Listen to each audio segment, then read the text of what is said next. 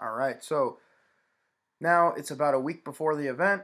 You get your event prep card, so you go ahead and click on this. Desired outcome, a perfectly planned and prepared event. All right, so this is all fairly straightforward.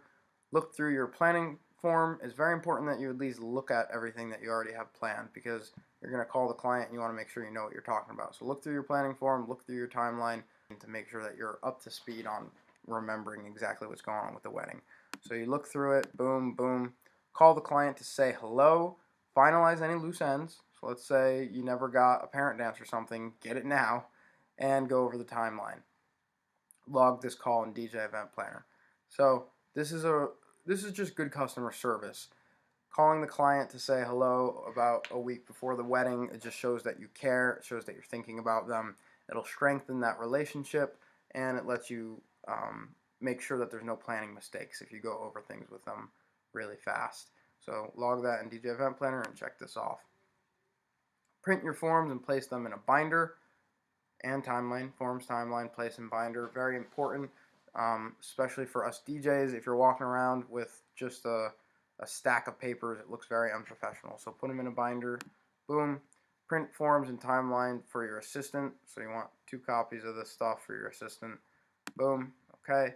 Line up the ceremony if applicable. So line it up in DJ Event Planner. Boom. Cocktail hour, line up grand entrances, line up parent dances, line up cake cutting, line up any other formalities. So bouquet and garter, anniversary dance, dollar dance, etc. Make sure you got all that. Check it off. Boom. Line up all dance time requests. Don't neglect this. It's definitely important. Make sure that you have all your must plays. Make sure that you have all your play of possibles and dedication songs. The play of possibles are still important because you never know if the bride is going to walk over and say, hey, could you play this song next? And if you don't have it, she'll be like, well, it was on my list. So make sure you have everything. Understand do not plays. So just look at the do not plays and be very aware of them. Accidentally playing a do not play is very, very, very poor form. They specifically put it on the do not play section for a reason. Make sure you're aware of it and respect it, and then you should relook at it the day of the event with your assistant. Attach screenshots of lined up music and printed forms to this Trello card. Your first question you're probably asking is why, and your second question is probably how am I going to do that? So as far as the how goes, I will release a video after I record this one just showing how to do it. It's not very hard, but why?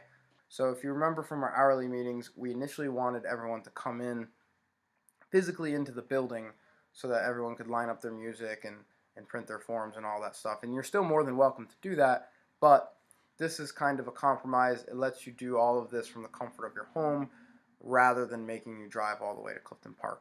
So it's really just a way to make sure that everything is being lined up and everything is being held accountable. If you ever got a bad review because someone claimed that you didn't plan with them well or any sort of complaint like that, then you'll have evidence attached right to the card that you did everything that you could, and it will help protect our reputation and your reputation, and it'll just be a good thing. So I do realize it's a small inconvenience, but I think it'll make a big difference, and so I do apologize for the little bit of extra time that it will take, but I will put out a video, and it's relatively fast, so I appreciate any cooperation, and if anyone has any confusion on how to do it, and it's not cleared up in the video, then obviously feel free to contact me.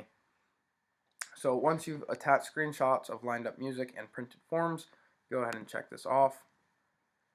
Then go ahead and double check all of your add-ons in DJ Event Planner. So do you have them in your car? Are they correct? So example, do you have the right monogram? These are things that we need to look at so that we don't have any mistakes. We work very hard in the office to make sure that everything is correct, but we are human, so ultimately it falls on the lead at the end of the day, and someone's wedding is at stake. So take the extra time to double check your add-ons. Then go ahead and call your assistant. So confirm location, time, date, any necessary planning details to go over. Just give them the rundown. Make sure that you're all on the same page. Once you've called your assistant, check it off. Then your final step is to reassign this card to DJ Team Leader. So Team Leader, basically we were using the terminology manager, but the connotation isn't what we're going for here. We really are a team. We don't want people to feel like managers are lording over them or anything like that. And then your final checkpoint here is reassign this card to DJ Team Leader. So in case you didn't get the memo yet, Team Leader is replacing the word manager. You might feel like it's just kind of an arbitrary change, but the reason we're switching it is really just to emphasize teamwork. We all are a team here, and team leader has a much more positive connotation for what we're striving for, the kind of culture, the kind of company and organization that we want to be. Team leader fits our vision much more than manager. So from now on, wherever you would have used the word manager, we're going to be using the word team leader. So reassign this card to DJ Team Leader. So presently that would be me. So I would reassign the card to myself. But let's say this was somebody else's card. Let's say it was Peart's card. What he would then do is he would add me to the card.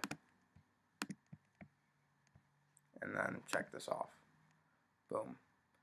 This last checkpoint isn't for you. It's for the DJ Team Leader to handle.